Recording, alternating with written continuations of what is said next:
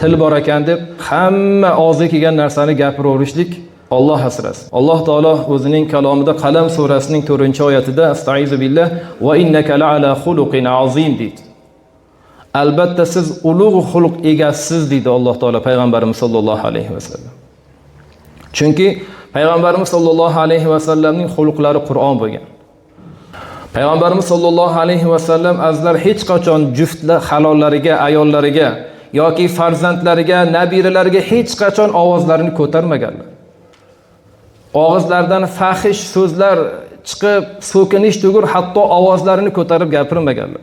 Muloyimlik bilan ularga nasihat qilganlar. Ayollariga ham, farzand nabiralariga ham oilada va sahoba ikromlarga ham. Bu narsa azlar oilada juda ham muhim.